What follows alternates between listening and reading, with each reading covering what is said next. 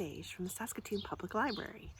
I'm here today on Treaty 4 territory in the beautiful Qu'Appelle Valley, and the birds are singing and the sun is shining, and I've got two wonderful stories to share with you. But first, let's sing our hello song together, where we use a little bit of American Sign Language. It goes like this. Hello, friends. Hello, friends. Hello, friends. It's time to say hello. Well done. All right, let's get started. The first story I'm going to read is called Fred Gets Dressed, and it's written and illustrated by Peter Brown, and it's got a sticker on it, a green sticker that says new. That's right, it's a brand new story, and I just think it is wonderful. So I'd love to share it with you. Will you share it with me? All right, Fred gets dressed. Fred is naked. He's the only one, and he's naked, isn't he? He romps around the house, naked and wild and free. And is he ever having fun? Look at the dog following him. And he's running down the hallway and he's jumping off the furniture. What a silly Fred. He romps around his bedroom and across the hall. Ooh, I love the way he's dancing here. And maybe, do you think he's doing cartwheels down the hallway? And into Mom and Dad's bedroom.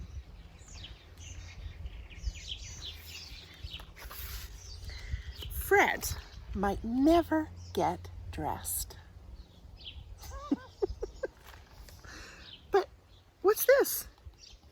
Fred has stopped romping. He peeks into Mom and Dad's closet. He walks through the door.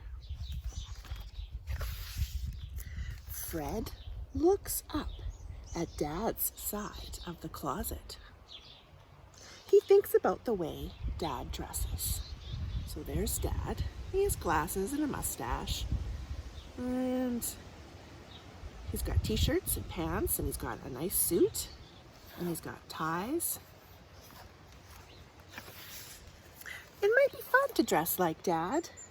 So Fred carefully picks out a shirt and a tie and a pair of shoes.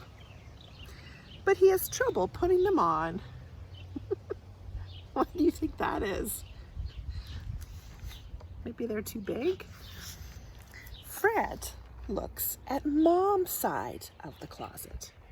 He thinks about the way Mom dresses.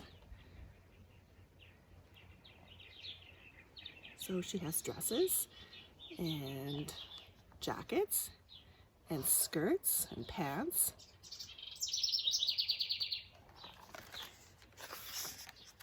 It might be fun to dress like Mom. So Fred carefully picks out a blouse and a scarf and a pair of shoes. He has no trouble putting them on, but he is not finished yet. Oh, doesn't Fred look smart? I love it. He walks out of the closet and over to Mom's table. The shoes he's wearing are big and wobbly, so he has to go slow. Fred picks through Mom's jewelry box and her makeup drawer. He thinks about Mom's different styles. So there's Mom close up. So she has kind of big poofy hair, and then sometimes she has hair that is swept over one shoulder. Sometimes she's very fancy and she puts her hair in a bow and she's wearing pearls and lipstick. Another time she wears her hair straight down with earrings that are shaped like what? What is that shape? Can you make that shape with your hands? Yes, a triangle. She has earrings that are in the shape of a triangle. Fred knows to do with jewelry. But what are these things for? Do you know? Uh-oh. Is that what you're supposed to do with lipstick? Well, it's called lipstick for a reason. Where do you think you put lipstick on? Before Fred can clean his face, Mom and Dad come stomping into the room. Oh, do you think Fred's gonna get in trouble? Maybe. Uh-oh. There's Mom and Dad, and there's Fred in Mom's clothes and the red lipstick on his cheek. But instead of getting mad, Mom and Dad are smiling. Because look how nice Fred looks. Mom picks out different cases and tubes and brushes. And it looks like she's cleaning off the lipstick wipe on Fred's cheek. So there's some brushes, nail polish, lipsticks, blushes for your cheeks, and a nice hairbrush. She begins doing her makeup and her hair. Fred watches closely and follows along. So there's Mom, and there's Fred watching and doing exactly like Mom does. The whole family joins the fun. The dog. I don't recommend that at home. It's good for a story, but not in real life. Oh, look, there's a bow tie, a ribbon on the dog's tail, flowers and hair, fancy nail polish on toes and fingers. Even Dad got in on the fun. Look at Dad. Now, Fred is dressed. Look how fancy they all are. Looks like Dad's got pink nose and pink ears. And Fred just looks as cute as can be. Well, mostly dressed. And that Fred. That's just the best. Fred gets dressed. So this book reminds me of when I was a little kid and I would get dressed up in my parents' clothes and I would go into my dad's closet and he would have these great big shoes and I would put my dad's shoes on and I'd have to clomp around the house because they were 10 sizes at least too big for my little feet. I mean, it was just so fun. And then I put a tie around my neck and I'd pretend that I was my dad. And then I would go to my mom's side of the closet and I'd pick out a nice pair of shoes and a pretty dress and a hat. My mom had nice hats and I put those on. So, you know, it's kind of fun to dress like your parents and maybe you prefer to dress one way or the other. And that's okay because it's important to be who you are. Speaking of which, my next story is called Perfectly Norman and it's by Tom Percival. And it's another wonderful story about being yourself and learning to like you for who you are. So let's get started with Perfectly Norman.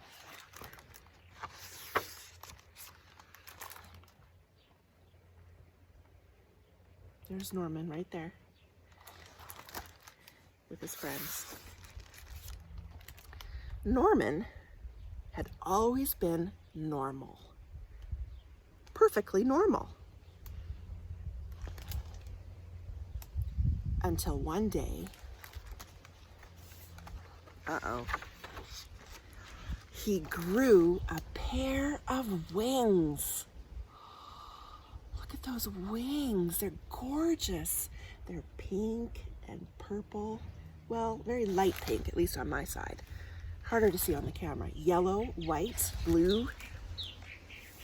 Norman has wings. Norman had imagined growing taller or growing a beard like his dad, but he had never imagined growing a pair of wings.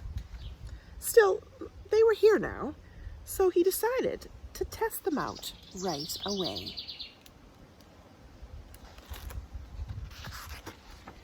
Soon Norman was swooping around and generally having the most fun ever. But then he had to go in for dinner. You see, Norman had always been so normal. He didn't know how his parents would feel about his extraordinary wings. So then here's the dinner call. Dinner! As he went in, Norman covered himself up in a great big coat. Oh, isn't that too bad? Norman doesn't feel comfortable showing his wings. His parents didn't notice the wings, but they did think it was a little odd to be wearing a coat indoors. Bath time was really problematic, and so was bedtime. I don't think you can take a bath very well wearing a winter jacket. The coat was hot and uncomfortable, but Norman had decided that no one should see his wings ever. Oh, what a shame. They're so beautiful, aren't they? The next day, Norman went to the park, but he was far too hot to play any of his favorite games. Oh, and so it went on. Oh, poor Norman.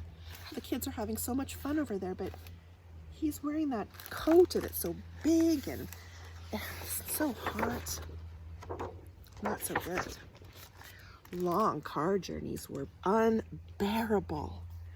The swimming pool was dreadful. And that was nothing compared to his friend's birthday party.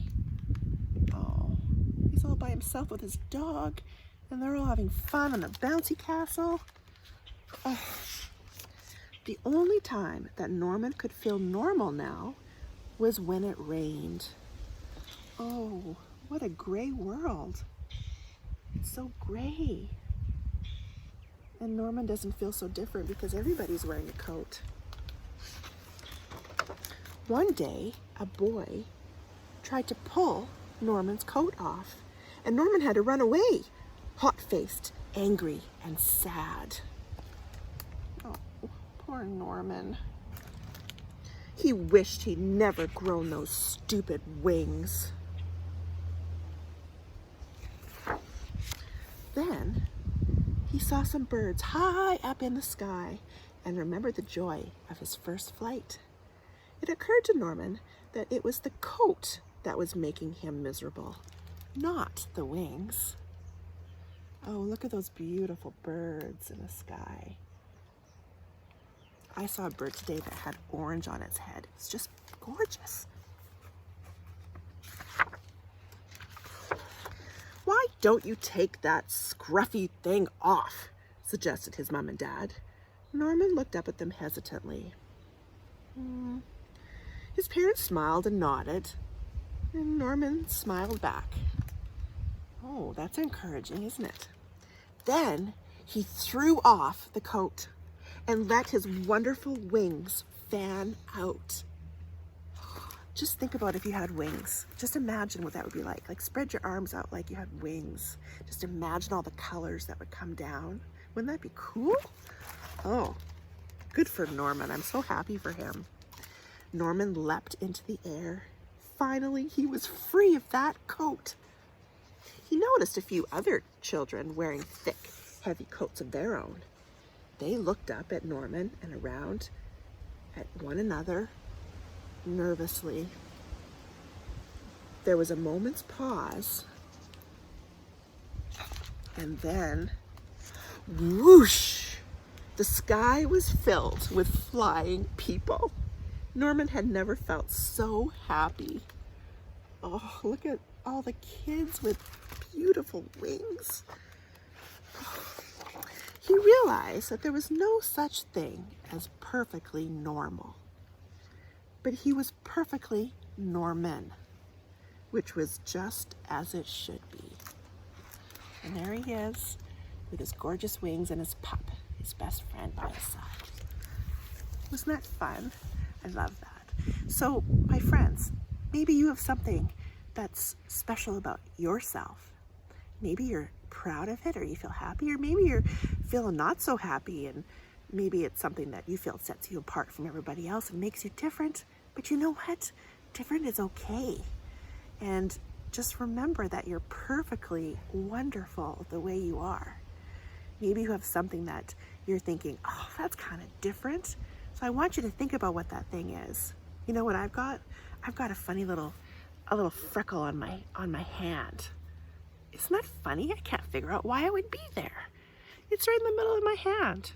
And nobody I know, nobody has a freckle on their hand just like that. And that is what makes me different. And that's what makes me perfectly wonderful. All right, my friends, let's sing our goodbye song together. I hope you had as much fun as I've had. Goodbye, friends. Goodbye, friends. Goodbye, friends. It's time to say goodbye. Goodbye from Treaty 4 territory in the Qu'Appelle Valley. See you next time.